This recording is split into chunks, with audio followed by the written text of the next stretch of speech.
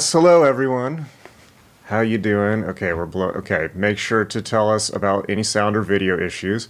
I gotta warn you in advance. We just hopped on, and I'm having internet connectivity issues because the man trying to shut us down. Who knows? So, anyways, let us know, and you can let us know in the chat if you hear any. Please let us know if you hear any audio clipping or anything like that, or if there's video issues. Just because, man, that stuff drives me crazy. Okay, how's everyone doing? Thank you, Occultology. I've already got a super chat. On a good note, the Discord is becoming everything I wanted my magic group from 14 years ago to be. This is a great community we have here. I agree. Thank you so much. So Temple is here with me, my lovely wife, and we are going to be talking about the final red pill. First of all,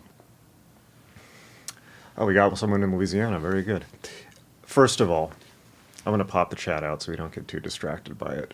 But first of all, how's everyone doing?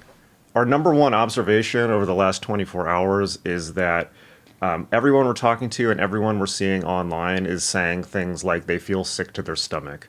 So there seems to be some type of gastrointestinal distress effect of the murder of Charlie Kirk.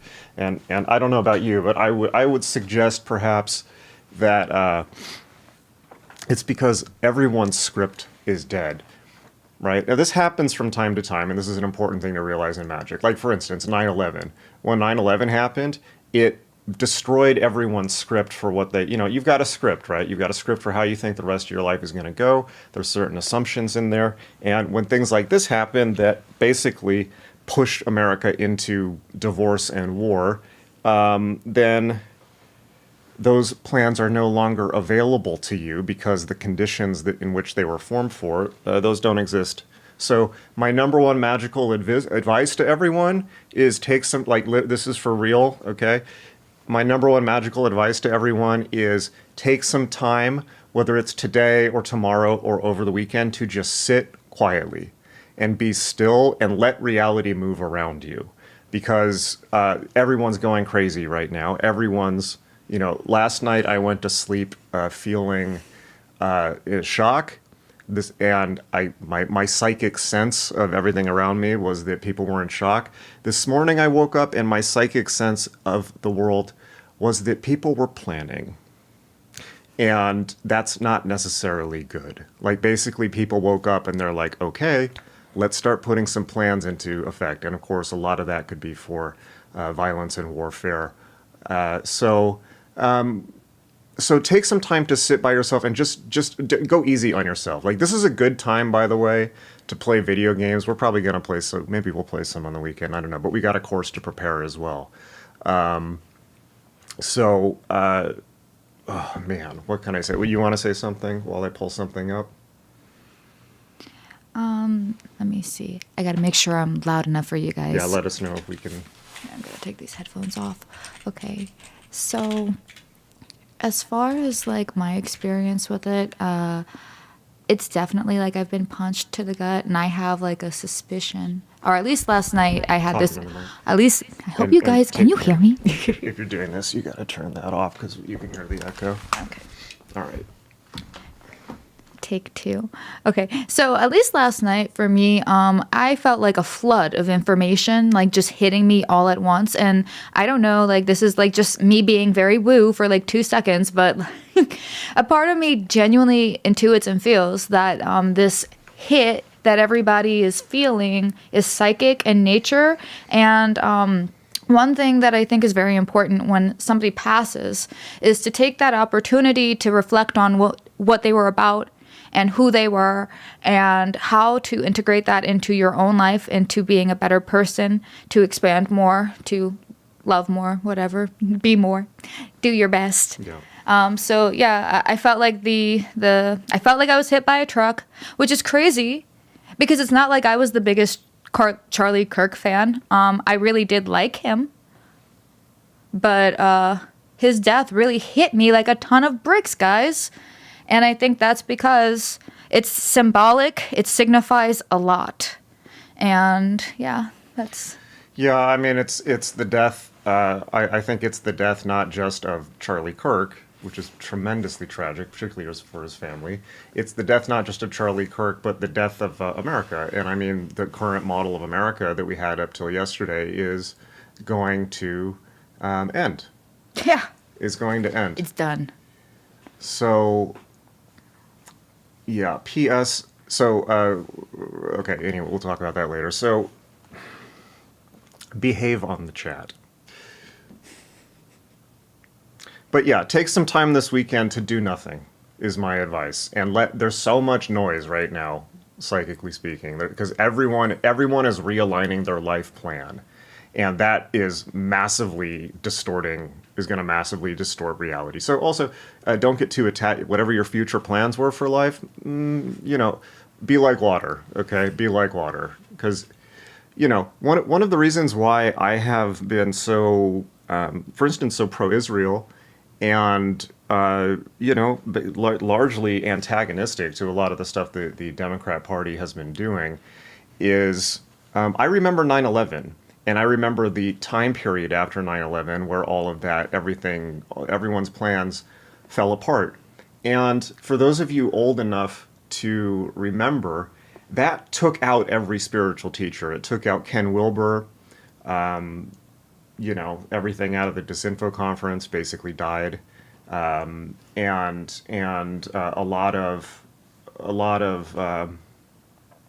spiritual teachers were taken out by that. And I suspect that a lot of that was trying to resist, as I was. So this time, I am being like water. So be like water. Okay. Up here, I'm not going to talk about this too much because of the moment, but we have a new course coming. It is at this site. I got it up 2 seconds. It is now for sale. I got it up like 2 seconds before this stream. We are doing a 3-day equinox transformational course from September 20th to 22nd. This is going to be a 3-day online intensive and ritual in which we're going to be doing as a group magical processes to celebrate the equinox, which is the time when dark light passes into darkness. So in a way, because there's so much death going on and because of everything I just said, this is actually a perfect time for this. And so part of me is like, I shouldn't be talking about courses, but honestly, this is going to be really helpful and healthy, this thing. So go ahead. Yeah, definitely. If I were you guys, I would definitely take this opportunity. It is the equinox that is coming up soon. And like I said, when somebody passes, whether or not an equinox is present, that's an opportunity. Your environment is signaling to you to take that and to grow from it and to utilize that energy.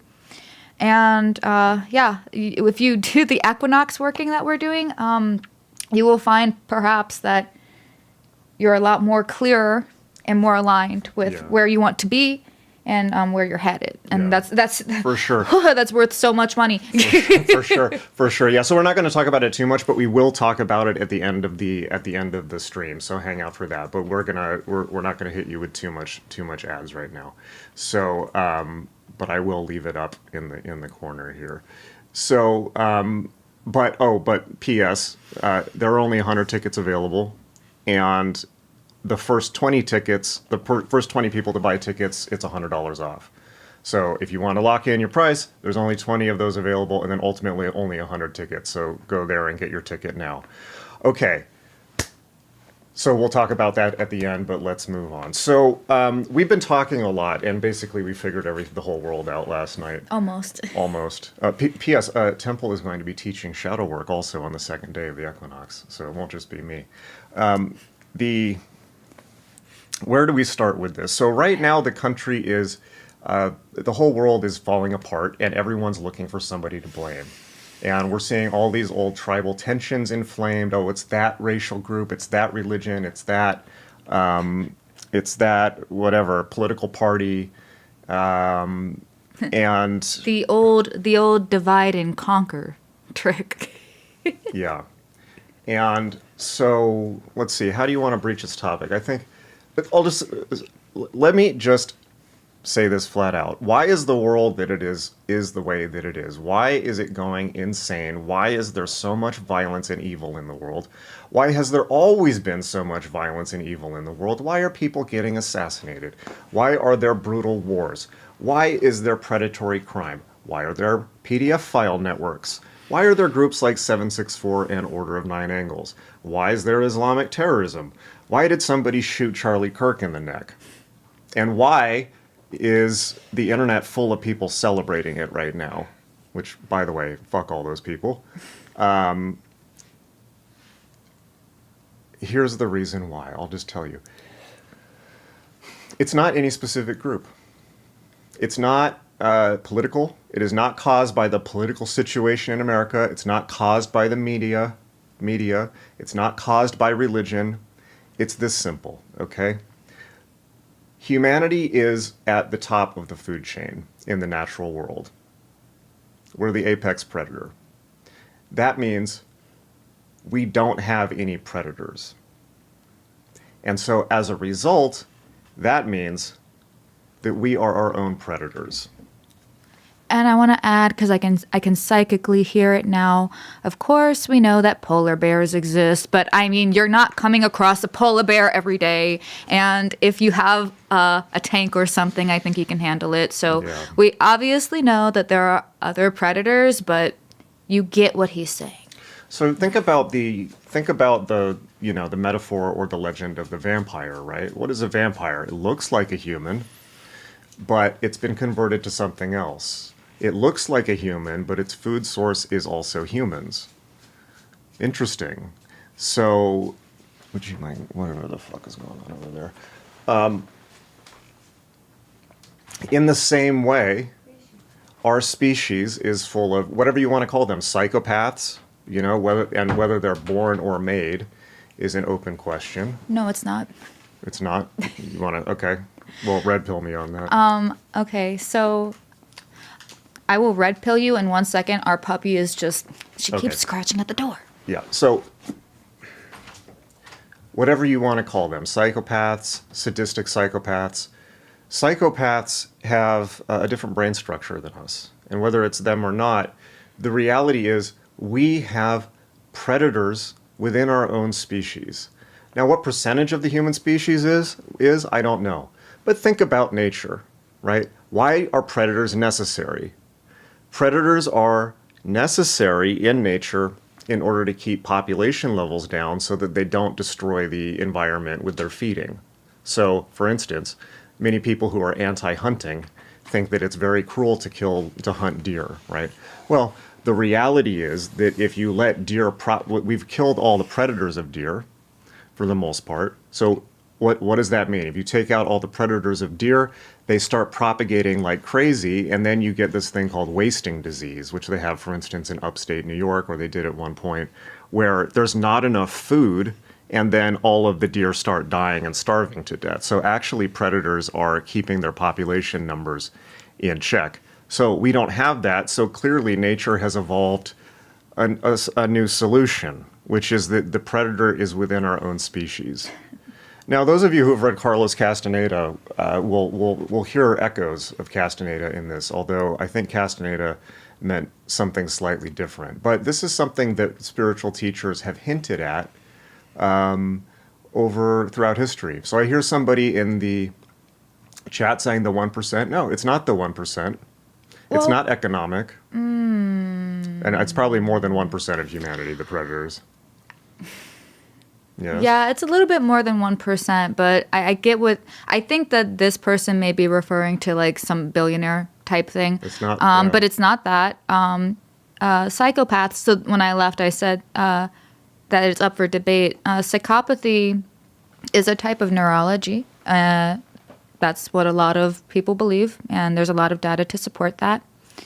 And so, yes, there are inherent neurologies that opt for different modes of operation that the average neurology wouldn't. So most humans are collaborative, whereas psychopaths tend to predate because the way that they get their needs met is through abstracting it or getting it from others. Right. So think about it as a separate evolutionary strategy. Thank you for reminding me. So yeah, first of all, Man Huntsman in the comments says, referring to the 1 in 22 people who are psychopaths. Yeah. Okay. Yeah. There you go. So that's right? what I mean. Yeah. So think about average humans, right?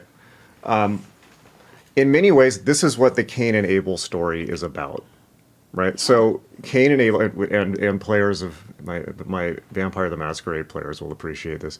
So many anthropologists have said that if you look at Cain and Abel, what those actually are metaphors, historical metaphors for hunter-gatherers and agriculture, right? So farmers versus hunter-gatherers. So think about this: the average human being has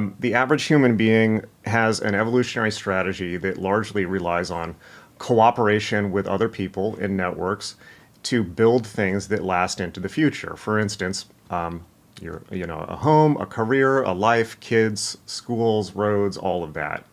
And we're collaborating, for people like us who are in that category, we're collaborating with people all the time. And so that's our strategy. That's our strategy, our evolutionary strategy, to stay alive and propagate our species into the future. Now, does that mean that's the only evolutionary strategy that our species has access to? Hell no. Yeah. You can also be a predator and simply just take from those people.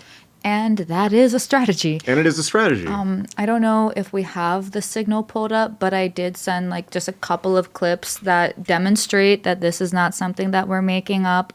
When we look out in nature, we see it, and it's a pattern that continues to persist. And so, guys, we can either work with that pattern or we can pretend that it's not there, but then you're not living in alignment with reality. So. Yeah. So think about this, and then we'll show some clips about this. Think about a species in which the predator of the species, through biomimicry, or was that the right term for it? It's called aggressive mimicry. Aggressive mimicry. So there you go. Look that up. Think about,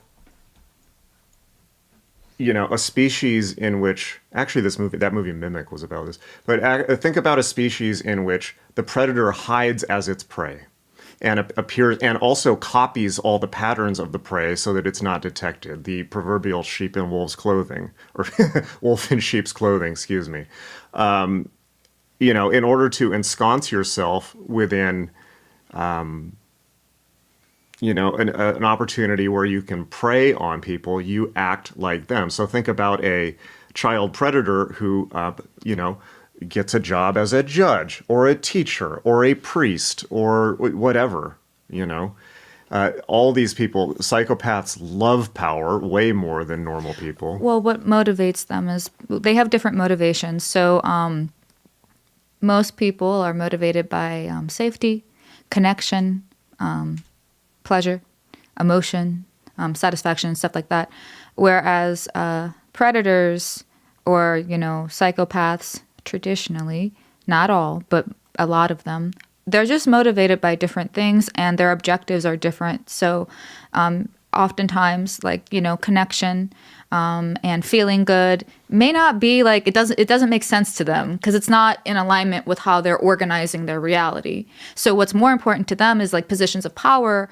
And again, I want to reiterate, not every psychopath is going to be crazy, but the people who, but there are people who are psychopathic and get lots of power and then they abuse it. And I think you'll find there's a lot of evidence for that with predators, because it's just how they're organizing their reality and their motivations are different. So, anyways, nature definitely confirms this. We have 2 clips. Well, hold on. There's something more I want to say about this before we do that. Just So this is critical for understanding this, and it's going to be critical for the years ahead.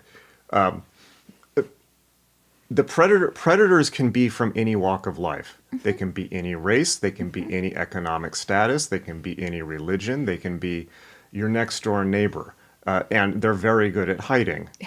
And so what predators love is when their behavior is globalized and blamed on the group that they're hiding in. So what's an example? So yesterday, before all this happened with Charlie Kirk, we had this horrible stabbing incident of this Ukrainian woman, right? And of course, I got off Twitter in the morning because people were saying all this racist stuff. And that's people globalizing the behavior of a predator to the group they're hiding in. And there's examples of that all over. So obviously there's a lot of finger pointing right now. Frankly, I am pointing the finger at the Democrats, and they deserve a lot of blame for this. So don't let them gaslight you into like, oh, we need a moment of peace and both sides and there's violence on the right and all that. This is their fault. This is their fault. It's their policy. Their Yeah. policies. Guys, there was an axe murderer who chopped a dude up, and literally he's looking at getting released pretty soon, because as a society apparently we failed him. So those kind of policies are ludicrous. Right. But then ludicrous. But the issue here also is that think about the Democrat ethos, right? It's all about being nice and fairness and all that. So there's tons of but think at the top of any political party, you've got, or a corporation, you've got psychopaths who are incredibly good at engineering other people's thinking and hiding in sheep's clothing. Right? So is it the whole Democratic Party? No, but goddamn, a whole lot of them have been taken in by their leaders who are clearly psychopaths. And of course, yes, we can both sides it, but right now, as far as Charlie Kirk goes, I think there's pretty clear blame here. But even there, we have to bear in mind that the group is not the individuals. But the individuals, here's the issue. When you have a bunch of sheep and wolves, the sheep will stay in line, and the sheep will stay in a herd, so that there's strength in numbers, and they don't get attacked by the wolves, and they will go along with whatever the wolf says, and that's a problem. That's complicity, So The way that I picture it is picture a cage, right? And the cage is what the predators have set up and erected for their prey, which are just imagine small animals.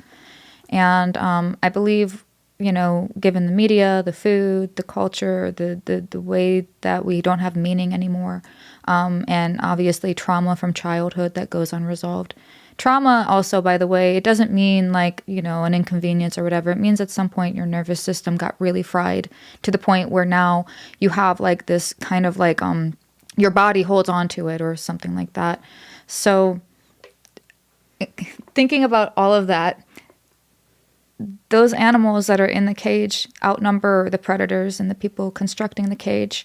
And if at any point they wake up to the fact that they outnumber them, a lot of these things could be resolved. But predators are going to predate. That's just their nature, so they're never going to go away. But I do think it's good to just be aware that, most people tend to, again, only care for connection and family and, living life and being normal.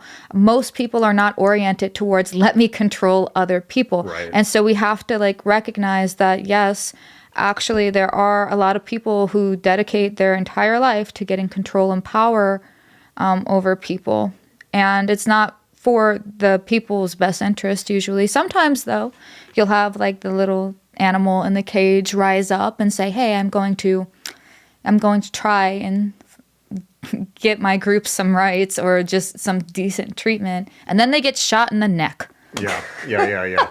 So here's another thing to bear in mind. So first of all, what Temple just said, in a lot of ways, this is what Marx was saying in terms of collective organizing. He was saying that, but bear in mind, the predator can hide as anything. So Marx was talking about collective bargaining, and basically there's more of us than them, and if we all get together, then we have more power than them. That's true, but look at the Soviet Union. What happened? Well, clearly some of the people who conducted that revolution were predatory, but then, now you just get the predators, okay, well, we'll wear communist skin now. Just think of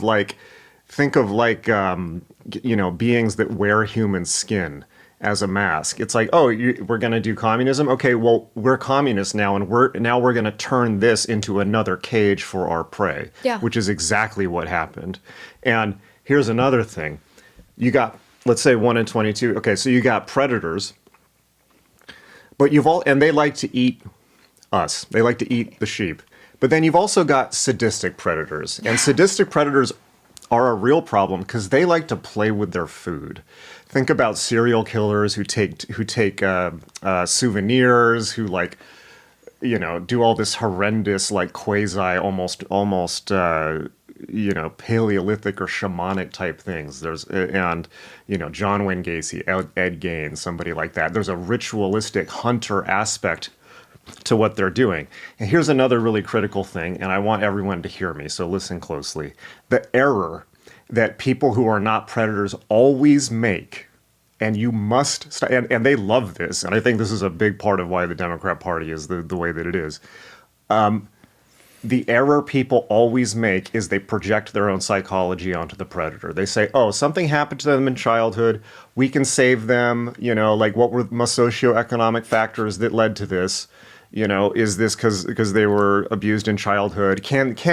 I can save him. No, you can't. You're seeing a being that's their true will. That's their nature, right? And so for an average person, when you observe somebody who is completely violent and predatory and all of that, you project your own psychology onto them, and you think, well, like they're out of touch with their center.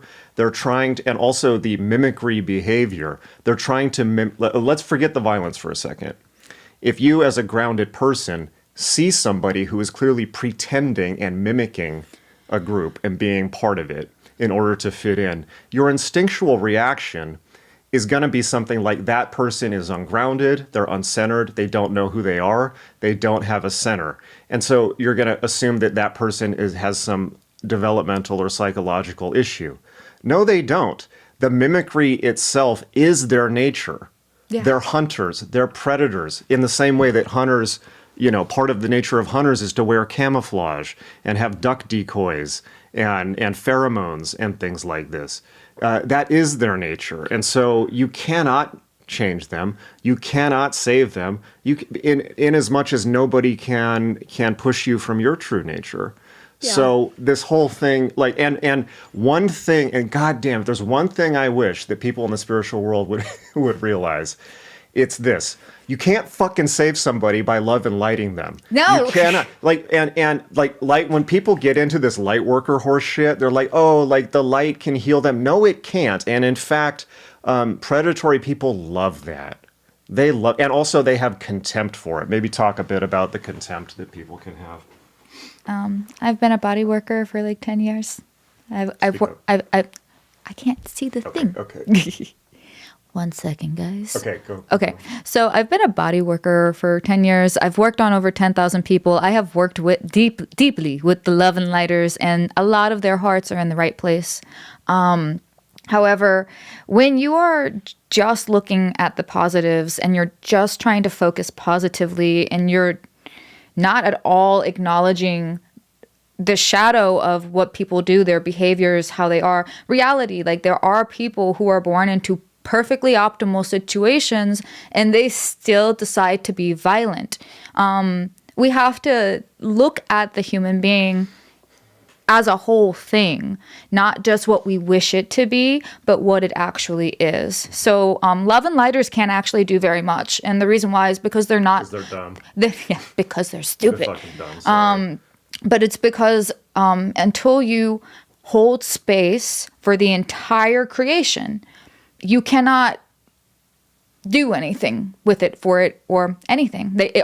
And also, mind you, too, there's a couple of other aspects that I wanted to add to this. Evolutionarily speaking, I do believe that there is like a pattern within the brain of the male species that's geared towards hunting. Therefore objectifying and conquering, conquest, that is very natural to the male spirit. That predatory aspect had to be obtained in order to feed, the tribe or whatever. Whereas female brains, and I mean, whatever, I'm sure that a lot of people would disagree with this, but this is just my own opinion. I personally believe, metaphysically speaking, that this it's natural for the female to nurture. because that's what was expected for like ever. And so I believe that the human body holds on to that memory. And that kind of explains, at least to me, why we have psychopaths and why sometimes it is nature and there's only so much nurturing that you can do. There are people, and I'm going to blow your mind, guys, because we're all sweethearts. We love our family and friends. But there are people who like to hurt people and they think it's funny. Yeah, and they have, it's like criminal mindset. They have contempt for, the predator has contempt for, and the criminal, they have contempt for people who spend their lives building by cooperation. Because in their mind, it's like, why would you do that? That's such like, it's like, why would you do that? It's so time consuming, like it's, why wouldn't you just take from others? Okay. They think you're stupid, basically. Yeah, Trust me. Trust me when I say I grew up around a lot of criminals, and they love doing what they do. They love fooling people. So yeah, just imagine that there is a whole other mindset of human being that is all about extracting and not giving anything. That's how they get their needs met. So, anyways, that's it. Mm-hmm. Yeah. Okay. Well, let's take a look at some clips, and hopefully we won't have audio issues with that. Let's see.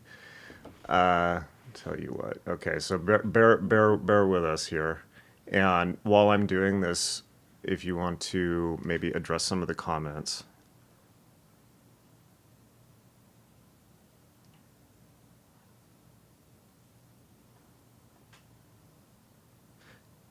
In terms of blaming this on Dems before we know anything is a bit tough for me to buy. But you can say that, but they've been calling for it nonstop. They made a goddamn movie about it, Civil War, the Alex Garland movie. The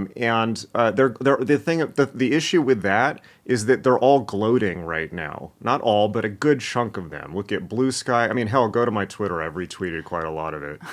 They're gloating. They're gloating and they're whatabouting. What about this? What about that? What about that? So many fallacies. A man is dead. I saw these people who were gloating about Charlie Kirk's death.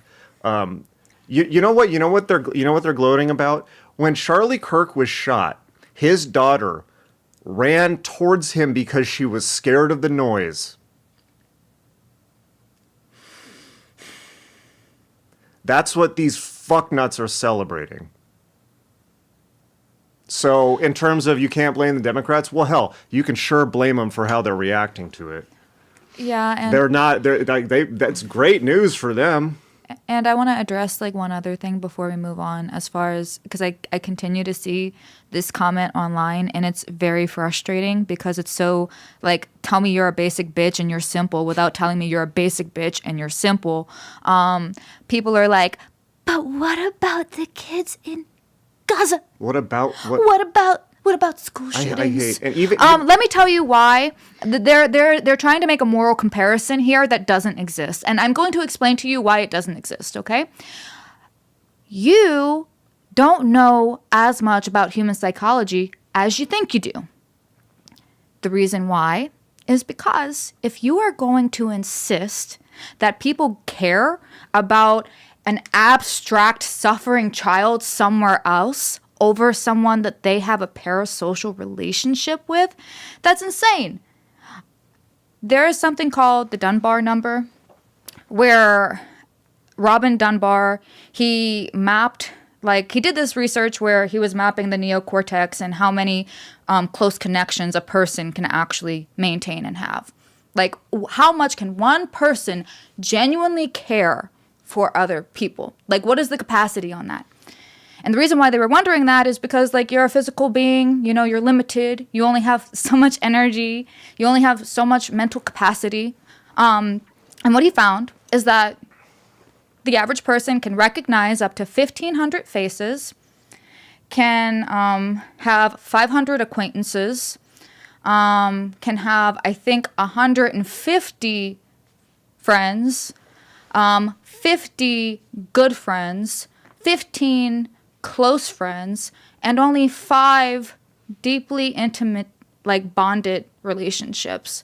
So my whole point is that Charlie Kirk is more likely than not going to be neurologically seen as a close friend, and so his death is going to be registered that way. Whereas like this kid who I don't know anything about, sorry, like just saying my biology limits the amount of output that I can genuinely care, because I only have so much energy to give to that. So I think that it's like just such a disingenuous, dishonest, and to be completely frank, a stupid claim, because it just shows like, tell me you don't know shit about human capacity. Jesus Christ, guys. Yeah. Yeah. The whataboutism is disgusting. The whataboutism, it's like, I don't know why it's the standard go-to fucking thing. And it was, I mean, they were even doing that from what I gathered. I worked either yesterday or this morning at the house, you know, in the house, they were calling for prayer for Charlie Kirk's family, and no Democrat or very few Democrats participated. And then they were like, well, what about the school shootings? There were school shootings today. It's like, well, that's awful too, but what about it? You know, one thing at a time. And, you know, one of my you know, Stephen King, who's like the liberal, was tweeting today. It's like, you know, immediately it's like, oh, it's guns. And then, of course, it's like, this is a time to take down the temperature. It's like, yeah, it is. Yeah. How many people like why like this is your fault? And like Stephen King is like, you know, basically, and then what he tweeted, it's like, oh, Charlie Kirk said XYZ, which he didn't say. So it's like, basically you're saying guns are bad, but and political murder is okay, but is bad, but it's okay when your side does it. Okay. I think we see what page you're on here, Steve. Yeah, and since this is Magic Me, bringing it back to like the spiritual concept of things, spiritually speaking, it is my belief that whenever you assert something out into the universe, whatever it is that you put out, you automatically accept that that is the reality for you as well. So, for example, if I punch Jason in the face, I'm affirming it's okay for you to punch me in the face, because I'm saying that that behavior. I wouldn't anyways if she punched me in the face. I would never. Even then I wouldn't. But you know. This is an example, guys. Yeah. It's not real, but you have to take accountability with what's going on, right? So whatever it is that you put out, if you're gonna be a nasty, horrible, like stupid ass bitch online, just be ready to get that back. Like, seriously. Yeah, exactly. P.S. I have made Alex Soul and Slim Jim moderators on the chat. Thank you very much for volunteering to do that. So, yeah, behave in the chat. And if you don't, you are welcome to put people on timeout. Put them in timeout. Let them know who's boss. Yes, exactly. All right, so we're going to have to put our headphones on for this. Let's see. So we pulled, basically, when we were talking about this last night, I said to Temple, like, there's got to be examples in nature of species or predators that hide as others, or a species where part of it is predatory and hides as the non-predatory. So this is what we found. How and why do species use it? What does it look like, and what are the benefits? Stay tuned to find out. Is this too low? I don't hear it. Mimicry. You can turn that up. Turn that up. By the close superficial resemblance of two or more organisms that are not. Just a second. Let me make sure we have the right audio on this. Debate and disagreement should never have an existential threat attached to it. Agreed. For the people who are rejoicing at this, you are rejoicing at the fact that now civil discourse can end in murder. Yeah. That's crazy. You're crazy. You are crazy if you think that is okay. And what goes around comes around. So there are people far more violent than you. Guaranteed it. Guaranteed. All right. Let's try this again. Today we will talk about the animal masters of mimicry. What exactly is mimicry? How and why do species use it? What does it look like, and what are the benefits? Stay tuned to find out. I don't hear it. It's okay. Listen to my Is a headphones. phenomenon characterized by the close superficial resemblance of two or more organisms that are not closely related taxonomically. Or in easier words, mimicry describes the act of imitation from one species to other animals, plants, or even inanimate objects. There are different forms of mimicry, including visual, which is the most common, auditory, and olfactory imitation. However, at the core, mimicry is always used as a way of survival, either to hunt and catch food or to deter potential predators and not end up as prey. Usually there are three species involved in one mimicry. The first species is the model which is mimicked. The second species is the mimic itself. And the third species, called the dupe, is the one which mistakes the mimic for the actual model. Now let's take a closer look at the basic types of mimicry and also look at some All right, let's try this again. I think I got it figured out. Let's try that again. Yeah, tell you what, why don't you listen on yours, because the audio comes out of this, and then we can respond. Okay. I don't know. Today we will talk about the animal masters of This is mimicry. all the way What down. exactly is mimicry? How and why do species use it? What does it look like and what are the benefits? Stay tuned to find out.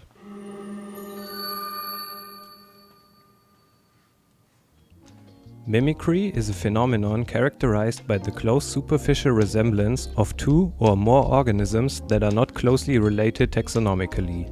Or in easier words, mimicry describes the act of imitation from one species to other animals, plants, or even inanimate objects. There are different forms of mimicry, including visual, which is the most common, auditory, and olfactory imitation. However, at the core, mimicry is always used as a way of survival, either to hunt and catch food or to deter potential predators and not end up as prey. Usually there are three species involved in one mimicry. The first species is the model which is mimicked. The second species is the mimic itself, and the third species, called the dupe, is the one which mistakes the mimic for the actual model. Now let's take a closer look at the basic types of mimicry and also look at some example species to get a better understanding.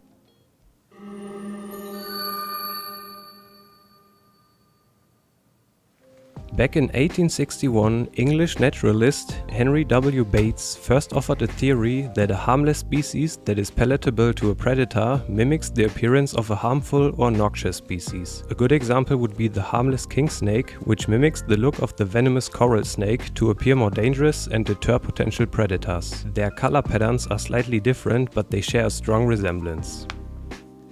Mullerian mimicry is similar to Batesian mimicry but goes a little further, describing a mimicry where both species, mostly insects like butterflies, are unpalatable but still look alike. On first sight there seems to be no reason for them to look alike since they are both not suitable to predators, but back in 1878 Fritz Müller, a German zoologist, suggested that there might be an advantage to one inedible species having a predator learn from another. Once the predator has learned to avoid the particular color pattern with which it had its initial contact, it would then avoid all other similarly patterned species, edible and inedible. A rather famous example for that would be the viceroy and monarch butterfly. Both of them share a similar color and structure pattern and both are unpalatable to predators.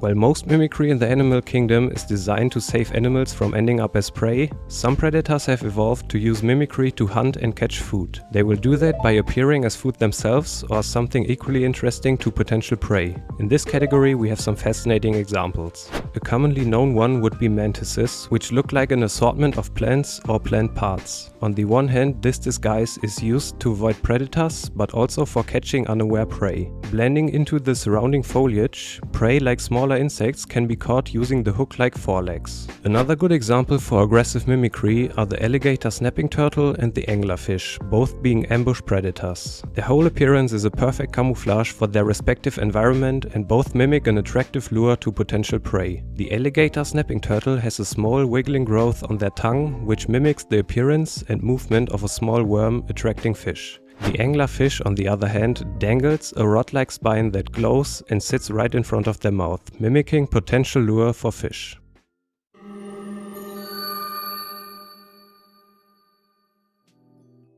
But the actual master and king of mimicry is the octopus. They can not only mimic one specific species or thing, they are basically able to be whatever they want. The octopus skin is a very intricate whole organ system which can vary in color, pattern and even texture, and together with their incredible nervous system, this crazy animal can be an octopus in 1 second and a perfect mimic of its surroundings in the next. If you want to learn more about octopuses and are interested in more detail regarding their camouflage and mimicry skills, I recommend you check out my very first video, which is about octopuses. It has way more detail on this crazy animal and how it functions. Now thank you very much for watching this video. If you enjoyed it, then please leave a like and maybe even subscribe for... Okay, and then we got, let's see, we got this one. This is a TikTok. Super AI. Let's, But it has information. let's move this over. I don't understand TikTok. In a world where survival hinges on a constant battle between predator and prey. Every move, every decision shaped by millions of years of evolution. The predator, relentless, cunning, designed by nature to seek, stalk, and strike. But what drives them? What are the hidden forces shaping their instincts, behaviors, and even emotions? Evolutionary psychology uncovers the chilling truth. Survival isn't just about strength or speed, it's about understanding the predator's mind. From the stealthy lion to the patient spider, these creatures have evolved to outsmart their prey and survive another day. But it doesn't end there. Prey too evolve, developing complex strategies to outwit their hunters. Their survival instincts, honed over millennia, teach us something deeper about our own psychology. Fear, defense, and the primal urge to survive. What can these ancient instincts reveal about us? How much of our own behavior is shaped by the unseen forces of predation and survival? This is the evolutionary psychology of predation, the dark mechanisms of survival, uncovered. Imagine a world where survival hinges on a constant battle between predator and prey. Okay, so, I mean, there you go, right? Comments, thoughts, reflections? So that's all we're trying to say, is that this is a pattern that's not even limited to human beings. This is something that comes with the Earth pattern, which is there are different beings that will operate differently. And I don't think that's too crazy to assume. So what does this have to do with Charlie? Well, I think that a really key takeaway, a really thing to walk away with is once you see this as a natural phenomenon, things get really simple. Because now you don't have to think about, ideologies, races, religions. Now, there are religions that celebrate the predatory, O9A, certain aspects of Islam. There are religions that sacralize predation, right? So that's also an issue. Or sacralize being prey for predators. That's also an issue. But these things, these are all structures that have been built up by predators as think about how many different strategies of predation there are. You can be a trapdoor spider, where you just put a trap and wait for people to fall. You can be a spider and build a web, wait for people to come into it, like an informational web. Anyways, the real takeaway here is this is natural. And it's not going anywhere. Nope. Because it's driven by evolutionary pressure. It's driven by evolutionary psychology. So any effort to try to stamp this out of society is simply wasted. It's the delusion of the light worker, and that's what they count on. So and what they love is when they're able to get people to identify a certain target. Whatever population they're hiding as, of course, they love when people say that population's the problem. Now they're focusing on that, while all the other predators in every other single group, who must coordinate in a way, are still operating. Now here's the other thing, and this is something Castaneda did point out. Once you're a predator, you see the world as nothing but a hierarchy of predator and prey.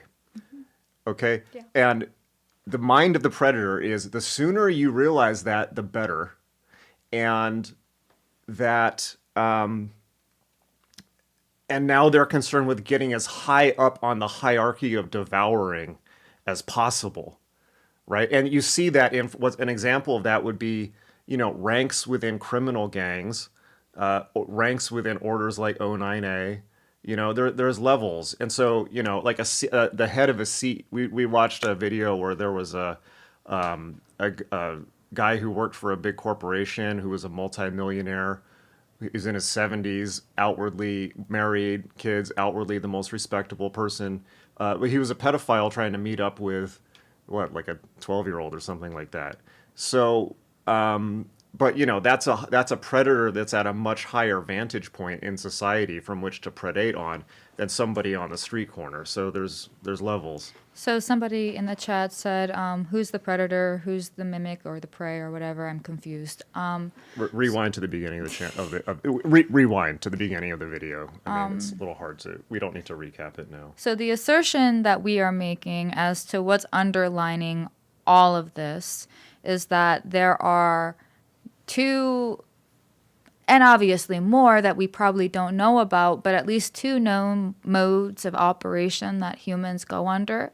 One is collaboration, the other is predation. Most people, most human beings are collaborators, but you do have some that are predators. So they get their needs met in a different way. And the reason why this matters is because how they organize their life yields different results. So people who are more concerned with abstracting or extracting things that they didn't have to work for, they care more about power and control. So they're going to work extra hard at making sure that they get whatever they need to get what they want. If that means that relationships get sacrificed or people get hurt, that's really, they don't care about that because that's not in their value system. So if they have to kill somebody so they can have policies put in place that benefits or favors them and the shit that they're doing, then they're going to do that. And so that's what we're making the claim. The claim is that there are a bunch of people who are trying to take control of consensus reality. If you haven't played Mage or Vampire the Masquerade, they're great. They're great teaching tools. Yeah, Vampire the Masquerade, if you know that game, is an excellent teaching tool because this is basically how people like that see things. Yeah. Yeah, chill out on the chat. Yeah, so somebody on the chat also is like, well, ranks within the police force. No. The police, but here the point is this: are there predators hiding as police officers? Yes, just like there's predators hiding in every other group, and they love. The predators would love nothing more than for you to, out of the compassion and goodness of your heart, these poor people, we have to defund the police. They're a violent force let out on society. No, they really are the only thing protecting you from these people. We just rewatched. We rewatched the movie Solo, which we should do a video on. It's horrifying, but you should watch it. It's so bad. It's based on the 120 Days of Sodom, the Marquis de Sade movie, and it's about four predatory heads of society who just lock a bunch of poor people in a chateau and proceed to sexually torture them in the worst possible in the worst possible ways. But spoiler alert: at the end of the movie, that Pasolini, who was killed right when that movie was released in retaliation, the director, he makes the point that he shows you at the end that once at the apotheosis of devouring and violence, that the people who have not been killed by these people, they will do one of two things. And basically, Solo is a metaphor for society, right? They realize they're trapped, they realize they're at the mercy of psychopaths, and they realize this will never change. So, well, there's actually three options. One is somebody becomes a Marxist revolutionary and refuses. They're shot. That's the only person, basically, who gets moral absolution in the movie. Second, and this is 70s Italian Marxism, not whatever the fuck that we're dealing with now. Second is, which again, the predator can hide as anything. Second is people choose to, we're talking about the movie Solo, S-A-L-O. The other is people choose to collaborate. They choose to decide that actually all this predation is funny and they might as well go along with it and help out. They're not predators themselves, but they collaborate to stay alive. And there's a whole lot of people like that. And then the rest of the people basically just simply pretend everything's fine. And they show two people dancing and talking about their girlfriends to music. And that's basically society. Highly, highly recommend it if you've got a strong stomach. Solo is one of the best movies ever made. It's a treasure of the human race. It is the best political cartoon ever made, but if you are even slightly sensitive, do not watch that movie because it is brutal. What else? I mean, I mean, we're talking pretty fast here. Maybe we should go through and look at questions. Do we have any? All right, let's take a look through the chat. Thank you for everyone who is super chatting, and thank you for everyone who's saying that they love this channel and community. We're just right here with you guys trying to figure out what the fuck's going on too. People are afraid to watch Solo. I mean, honestly, like, yeah, once is enough. Once but is enough, but also you should don't. watch it. Also, you don't have to do it. Yeah, yeah. You can take our word for it, but it is deeply symbolic. It demonstrates everything we're talking about. I mean, literally. Yeah.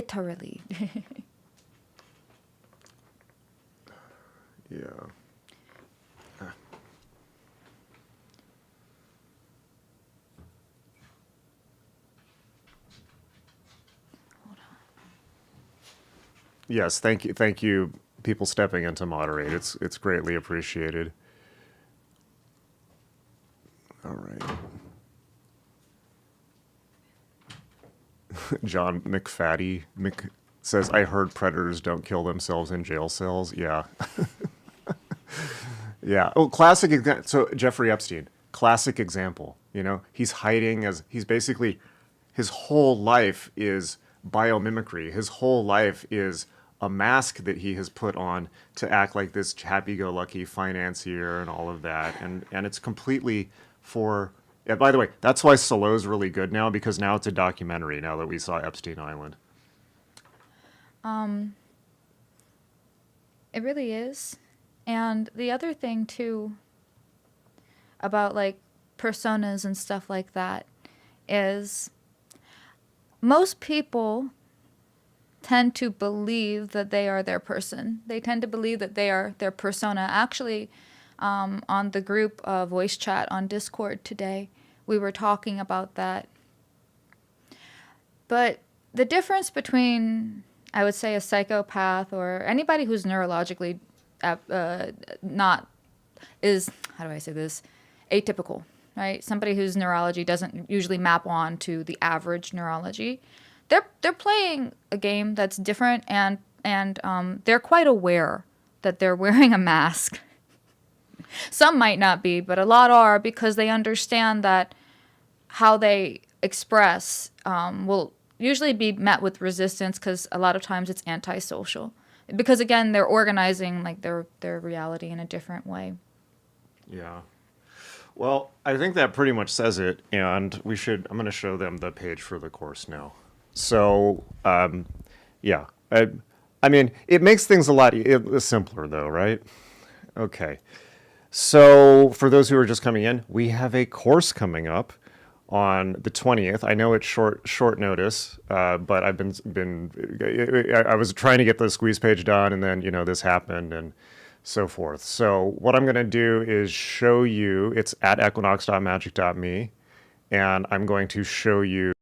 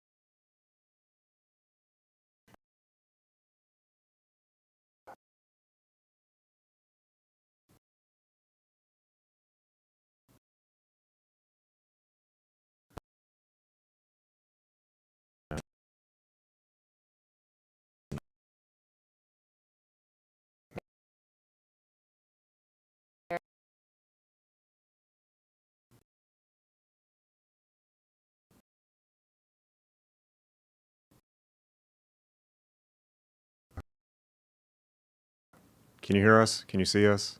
Can you see us? Hello? Tell us if you can hear and see us. You should be able to hear and see us. Hello? Hello? God, this is so right at the. I swear they're fucking with me. It's like right at the. Oh my God. I don't know if they're seeing this. But can you see us? You can see us. Okay, now you Are see we us. like Can an you hear? Okay, apparition? great. Okay, so thank you for those who we lost about 100 people watching. Oh wow. Damn. That's actually really frustrating. So let's take a look, and you can go to equinox.magic.me to see this. Feeling that something has to change in your life. My name's Jason Louv, and I've dedicated my life to helping people navigate moments just like these.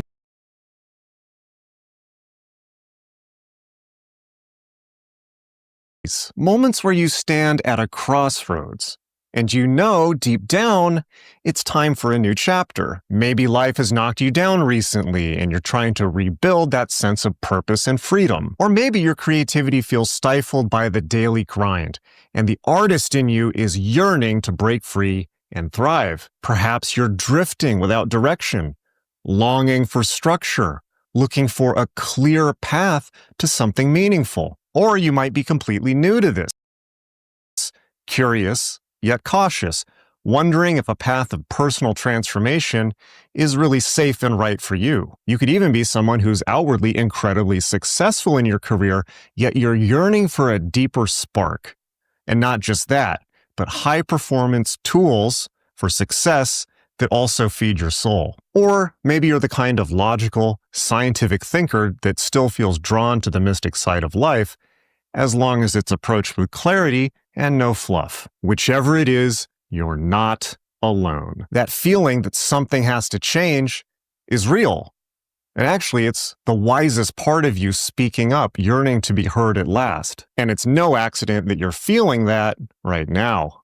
We're on the verge of the autumn equinox 2025, a powerful time of balance and renewal. Throughout all times and places in history and across all world cultures, the equinox has been a sacred time for pause and reflection. It's a time when day and night are in perfect balance, inviting you to find your own inner equilibrium. It's a natural turning point, a time to reset and begin anew as the seasons change. It's as if the universe is telling us directly, this right now is the time to realign. Listen, sometimes in life it really does feel like the stars are aligning just for you and opening doors that were closed to you before.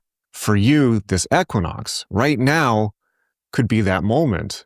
So I want to personally invite you to something truly special that's happening this equinox. It's called the Equinox Working, and it's a live, online, guided intensive that we're running from September 20th to 22nd, 2025. Over those 3 days, I'm going to personally guide you through a profound process of transformation, a process designed to help you shed the old and realign with your true will. And by that, I mean your truest purpose, the calling that gives your life meaning. We'll blend ancient wisdom and modern techniques in a way that's safe, grounded, and deeply effective. Picture this as a kind of gentle rite of passage that you can attend from the comfort of your own space. We'll use ritual and guided meditation, yes, and also potent and proven tools from psychology, neurolinguistic programming, and a lot more, all framed in a practical, no-nonsense way to help you break through internal blocks and limiting patterns. It's about clearing out mental roadblocks and awakening a more authentic, empowered you, almost like a personal rebirth.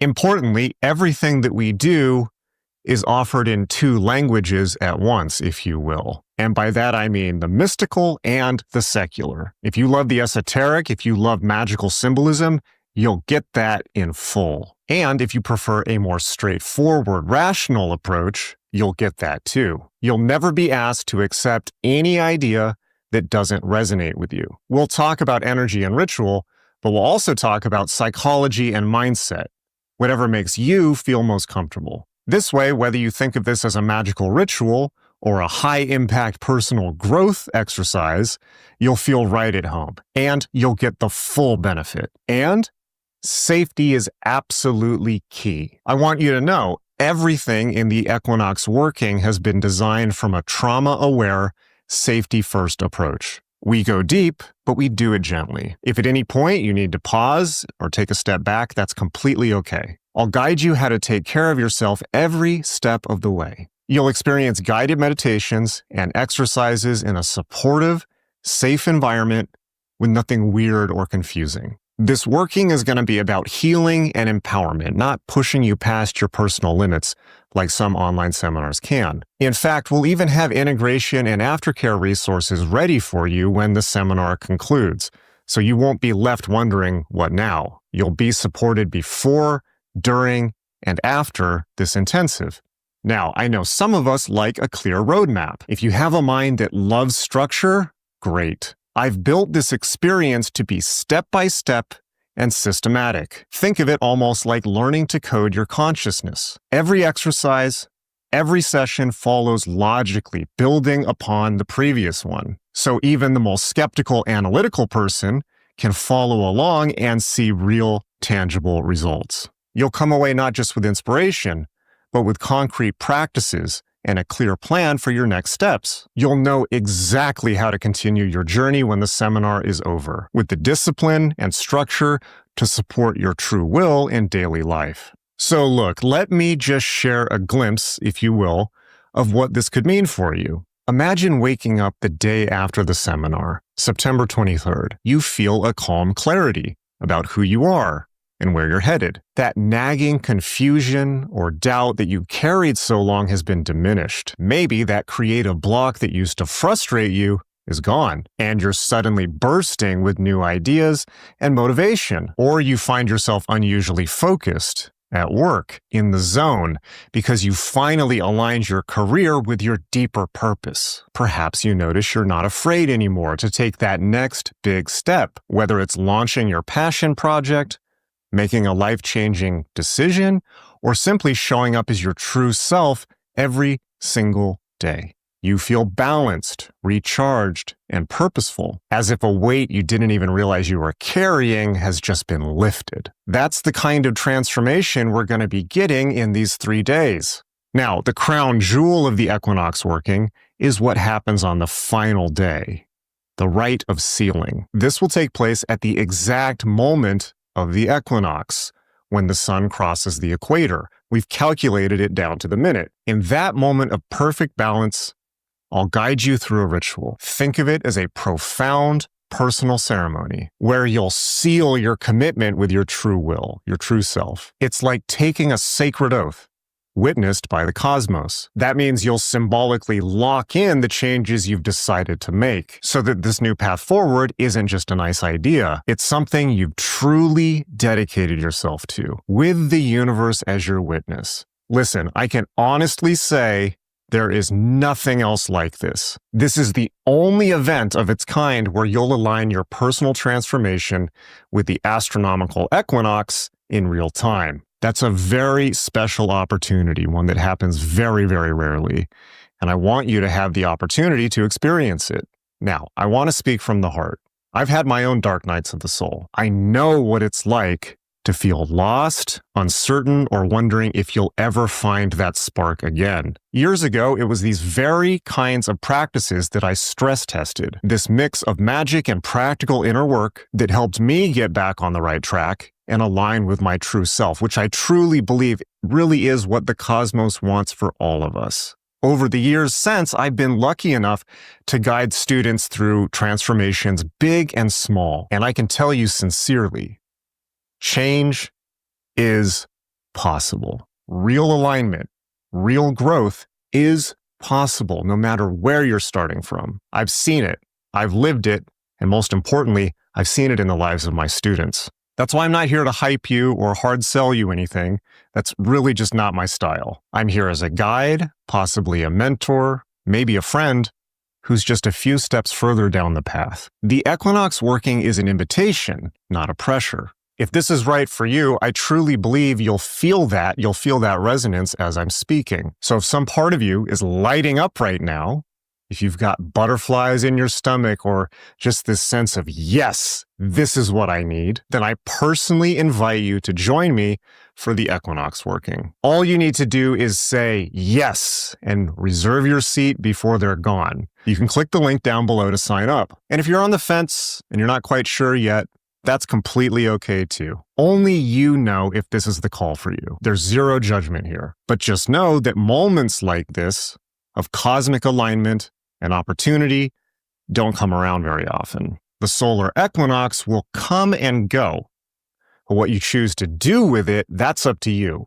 I truly hope you choose to seize it. I'd love nothing more than to see you step through this equinox portal and come out the other side feeling renewed, empowered, and aligned with your true path. So thank you for your time and for listening with an open heart. Trust yourself on this. And maybe I'll see you on September 20th as we begin this adventure together. Let's make this equinox the moment you look back on as a turning point, the day you answered the call and stepped into the life that you were truly meant to live. I'll see you in class.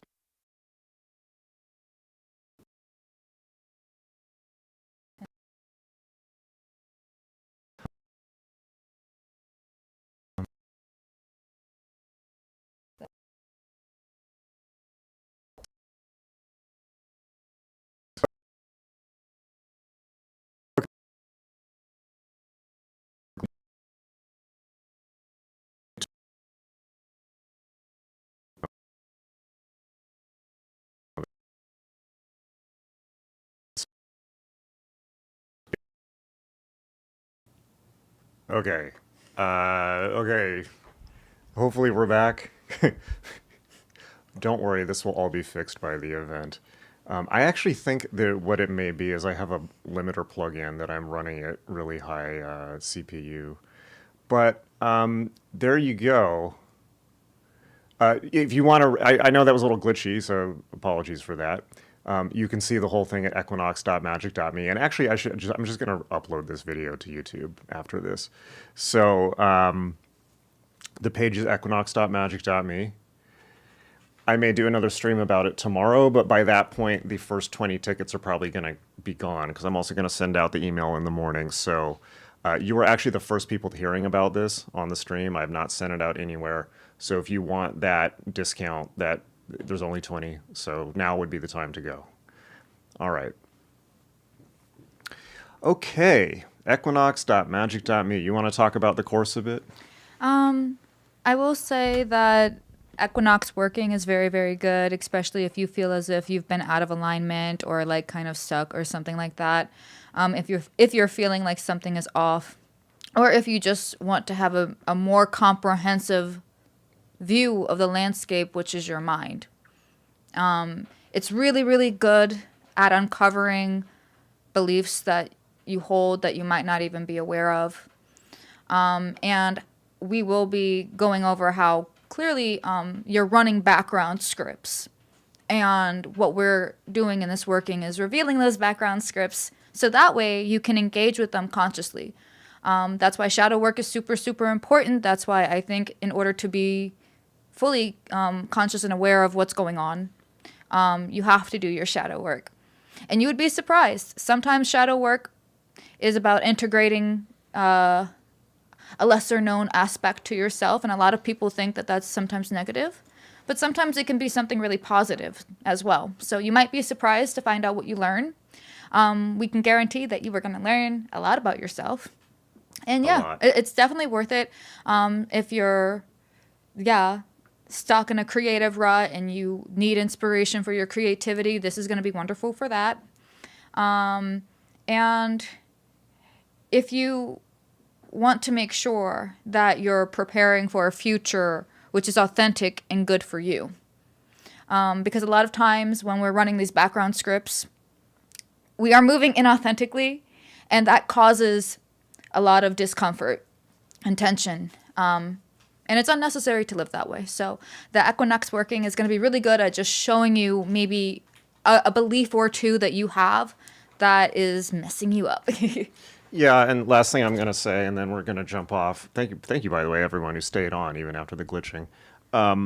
It's a death and rebirth ritual, right? Not death meaning of old models that no longer serve you, old ideas, connections that no longer serve you, and rebirth, and it will literally be timed to the equinox. So this is a perfect time for that, and I hate to tie it to everything that's going on, but honestly, the world the current world, it's interesting that we're near the equinox because the current world we were in just died and will be reborn. So if you go through this ritual, you're going to be light years ahead of everyone else who's still going to be struggling. Look how much people have struggled to adapt to even Trump or AI in the last 10 years and all of that. Like, the world has changed so fast. So you'll be light years ahead. And I guarantee you, whatever investment level you choose, it's man and woman. It is going to be, you'll tell you what, if you don't think that you're going to get 10 times your investment by the end of the first day, you can let us know and we'll refund 100% of your money. How's that for a deal? Yeah, and there was I think one comment, I might be misunderstanding it, so I want to just clarify a few things. When we are going within our subconscious mind and extracting these subconscious beliefs, first and foremost, you are not required to share those beliefs with us. To be completely fair, we are not going to be doing deep traumatic healing. We're just going to show you the process of how you can do that with yourself in a safe environment, so that way you're not overwhelmed. It has helped me tremendously to do these practices because sometimes when I'm going out and about in existence and I get triggered, when you do shadow work, you understand that it's not the environment that's upsetting you. It's the narrative in your mind that is upsetting you about the thing that's going on, and it's usually rooted in some type of belief like I'm not good enough or I won't find love or whatever it is. And once you're able to identify that, you can then move forward in life without that script playing in the background, or you can play with it, or you can keep it if you want to. Some people hold on to things because they're afraid of the change that will have to occur if they let go. So we don't want to know actually your deepest inner things. You don't have to share those things. Anything. Yeah, it's very, very safe. It's a safe and trauma aware process that we've constructed. So there's nothing that will make you uncomfortable.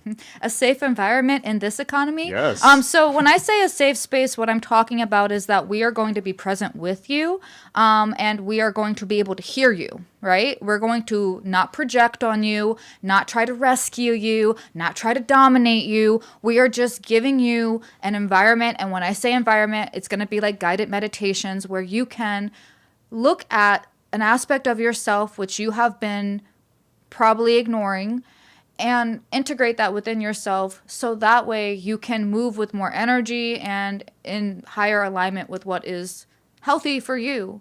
And a lot of times people don't naturally engage with their psyche in this way. We're very forward focused, we're constantly looking at the external world, but our emotions and our inner experience definitely leads and guides where we go. And we have to learn how to listen to that. And a part of the equinox is the descent. When we talk about the descent, we're talking about that realm, that internal realm. So the space is inside of you, and we are trying to make it the inside space for you safe. We're trying to give you tools that'll allow you to traverse your psyche. So no, we're not talking about the external world. You're correct. There's a lot of predators out there. Yeah. So I'm excited about it. I need this. I need a reboot. So I'm excited. Bonus group watch of Solo at the end, maybe on the Discord at some point. Oh God, no! But man, okay. All right, everyone. Thank you for hanging in there, even despite the glitches. Thank you to our lovely moderators, Alex and Slim Jim. Thank you. Very appreciated. And we will be talking to you very soon. In the meantime, equinox.magic.me while supplies last, and they